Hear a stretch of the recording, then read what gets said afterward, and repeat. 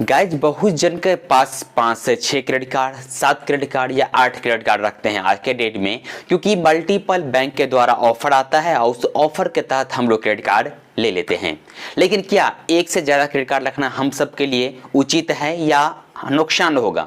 सो मैं आपको पूरा फुल प्रोसेस बताने वाला हूं कि अगर आप एक से ज़्यादा क्रेडिट कार्ड लेते हैं तो क्या आपको नुकसान होगा, क्या इनकम टैक्स देना पड़ेगा और क्या आपके सिबिल स्कोर के ऊपर इसके कुछ इफेक्ट गिरता है या नहीं गिरता है।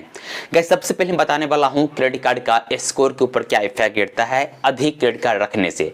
गाइस बता दूं अगर आप 1 क्रेडिट कार्ड रखेंगे तो भी या 10 क्रेडिट कार्ड रखेंगे तो भी क्रेडिट स्कोर के ऊपर कुछ भी इफेक्ट नहीं पड़ता है। बशर्ते कैसे, आपको याद रखना है आपके पास जितना भी क्रेडिट कार्ड है ना और आप जितना मंथली का अर्निंग करते हैं उसके अनुसार ही अपने क्रेडिट स्कोर को यूज कीजिए। यानी मान लीजिए अगर आप 30,000 रुपये मंथली कमाते हैं या 20,000 रुपये कमाते हैं और आपके पास बहुत सारा क्रेडिट कार्ड है, जो क्रेडिट कार्ड मिला के 2 से 4 लाख लिमिट हो जाता है, अगर आप उसमें से 1 लाख रुपया लिमिट यूज कर लेंगे पूरे क्रेडिट कार्ड मिला के, तो फिर क्या होगा, आप तो उसका बिल पेमेंट कर नहीं पाएंगे और उस चक्कर में आपका क्रेडिट स्कोर भी डाउन हो जाएगा। तो अगर आपको क्रेडिट स्कोर को डाउन नहीं करवाना है तो इसके लिए आप क्या करना है, 20 क्रेडिट कार्ड रखिए, उससे कोई भी फर्क नहीं पड़ने वाला है, बशर्ते आप अपने क्षमता के अनुसार ही क्रेडिट बैलेंस को यूज कीजिएगा। क्योंकि अगर आप एक मंथ में 40,000 का शॉपिंग करते हैं, 50,000 का शॉपिंग करते हैं तो आप सब फंस सकते हैं। इतना ही आपको क्रेडिट कार्ड का बैलेंस यूज करना है पर मंथ, जितना आप उसका बिल पेमेंट आसान तरीके से कर सकते हैं।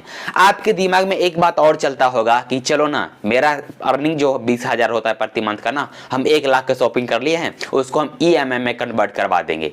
सो गाइस अगर आप एक कार्ड के ऊपर EMI में कन्वर्ट करवाएंगे, आपके पास और बहुत सारा क्रेडिट कार्ड है, आप चाहेंगे कि एक कार्ड पे तो EMI हो गया और अगले मंथ में दूसरे कार्ड पे EMI पे ले लेता हूं और मंथली आपको कितना आ रहा है, 20,000 आप कमा रहे हैं ना। और इस चक्कर में गाइस अगर आप चाहेंगे तो मल्टीपल क्रेडिट कार्ड के ऊपर आपको मल्टीपल EMI ऑप्शन अगर बैठ गया तो फिर आप बर्बाद हो जाएंगे, फिर आपका क्रेडिट स्कोर को भी वाट लग जाएगा।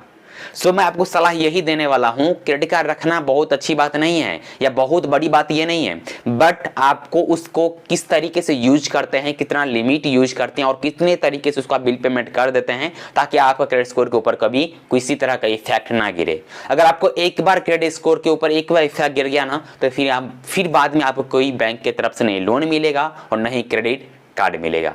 सो गाइस ये तो हो गया क्रेडिट स्कोर बर्बाद होने का। तो आप सब अपने क्रेडिट स्कोर को बचा के रखिएगा, जितना आपको क्षमता है उतना यूज कीजिएगा, फिर आप जितना क्रेडिट कार्ड रखना हो रखिए, बशर्ते एक ही बात याद रखना, आपको बिल पेमेंट टाइम पे ही करना है, एक भी दिन एक्स्ट्रा नहीं होना चाहिए, नहीं तो आपको पेनल्टी चार्ज लगेगा, क्रेडिट स्कोर को डाउन करेगा, आपको बहुत सारा नुकसान ही नुकसान हो जाता है। तो आपको क्रेडिट स्कोर बिल्ड करने के लिए क्या करना पड़ेगा, पहले आप ये जान लीजिए। अगर आपका क्रेडिट स्कोर किसी मंथ डाउन हो गया है तभी आपके पास जो मल्टीपल क्रेडिट कार्ड है तो उसको आप यूज मत कीजिए। चाहे आपके पास life time free credit card है उससे मतलब नहीं है, ठीक है, उसको आप यूज मत कीजिएगा। अब पहले आप एक क्रेडिट कार्ड यूज कीजिए, उसका एक अगर आपको EMI चल रहा है तो आप उस EMI को पूरे तरीके से पे कर दीजिए और फिर जाकर अपना क्रेडिट स्कोर को अच्छे तरीके से फिर लेके चलिए। उसके बाद गया आता है कि मल्टीपल क्रेडिट कार्ड लेना क्या सही है या नहीं सही है। गाइस देखिए, अगर आप चाहते हैं कि मल्टीपल क्रेडिट रखना हमारा शौक है तो आप शौक के लिए रखिए, बशर्ते इससे भी आपका जेब पे बहुत असर पड़ेगा, यानी आपको बैंक बैलेंस पे असर पड़ेगा। अगर आप मान लीजिएगा आप एक credit card life time free credit card वाला है और दूसरा के एनुअल चार्ज लग रहा है, तीसरा के एनुअल चार्ज लग रहा है, अगर आप मान लीजिए एक साल में आप कितना क्रेडिट कार्ड को यूज करेंगे या कितना बैलेंस यूज कर लेंगे, एक ही क्रेडिट कार्ड को यूज करेंगे ना, बट 2 जो क्रेडिट कार्ड आपके पास एक्स्ट्रा रखा हुआ है या 3 जो रखा हुआ है उसका एनुअल चार्ज देना पड़ता है 500-500 रुपया। एक साल में आपको कितना 1,500 रुपया का एक्स्ट्रा आपको कमाई जा रहा है, जो कि नहीं तो उसमें आप 1 रुपया कमाए हैं नहीं 1 रुपया बचाए हैं और फिर भी आपको 1,500 रुपया आपको एनुअल चार्ज उसका पे करना पड़ता है।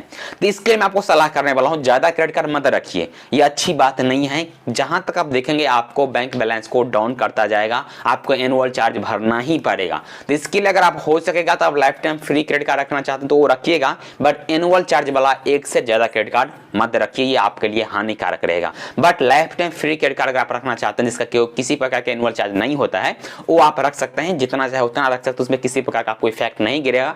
बट एनुअल चार्ज वाला जो भी क्रेडिट कार्ड होता है उसके ऊपर आपको इफेक्ट गिरता है बैंक बैलेंस में। उसके बाद एक बात और आता है कि क्या हम अगर अधिक क्रेडिट कार्ड यूज करते हैं, अधिक क्रेडिट लिमिट यूज करते हैं, तो उसमें क्या हमको इनकम टैक्स आएगा?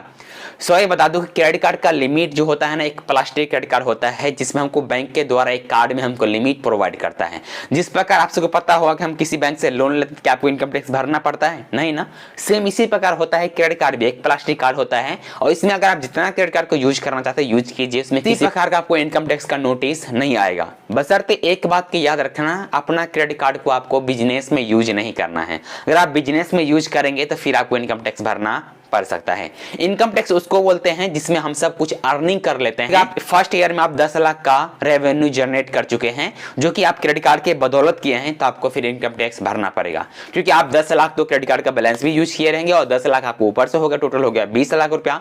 तो अगर आप एक्स्ट्रा कुछ अर्निंग करते हैं क्रेडिट कार्ड बैलेंस से तो आपको रेवेन्यू का उसको इनकम टैक्स भरना पड़ता है। बट क्रेडिट कार्ड अगर आप नॉर्मल जैसे शॉपिंग करने के लिए यूज किए हैं उसमें आपको 1 भी रुपया का बेनिफिट नहीं होगा। अगर मान लीजिए बिल पेमेंट करने के लिए किए हैं उसमें आपको 1 रुपया का बेनिफिट नहीं होगा। रिचार्ज करने के लिए यूज किए हैं उसमें आपको 1 रुपया का बेनिफिट नहीं होगा। वहां पे क्रेडिट कार्ड यूज कीजिए जहां पर आपका 1 रुपया का रेवेन्यू नहीं आ रहा है, तो वहां पे आपको 1 भी रुपया का इनकम टैक्स भी नहीं भरना पड़ेगा। उसके बाद गाइस बता दूं कि ये सब तो हो गया आप सबका मंजन जो कि इस वीडियो में क्लियर किया हूं, बट लास्ट में जाते जाते मैं आपको बताना चाहता हूं, अगर आप क्रेडिट कार्ड से पैसा कमाना चाहते हैं तो वो भी आप सब कमा सकते हैं। इसके ऊपर मैं ऑलरेडी एक वीडियो बनाया हूं, आप सब मंथली कम से कम 1.5 से 2 लाख रुपए कमा सकते हैं। इसके ऊपर मैं ऑलरेडी एक वीडियो बनाया हूं जिसका लिंक भी आपको ऊपर में आया है, उस पर क्लिक करके वीडियो को देख लीजिएगा और जितना हो सके उतना अर्निंग आप कर लीजिएगा, ठीक है। बट सोच समझ के अर्निंग करना है, ज्यादा इतना मत कर लीजिएगा कि आप इनकम टैक्स में फंस जाइए और फिर आपको प्रति वर्ष आपको इनकम टैक्स भरना पड़ेगा।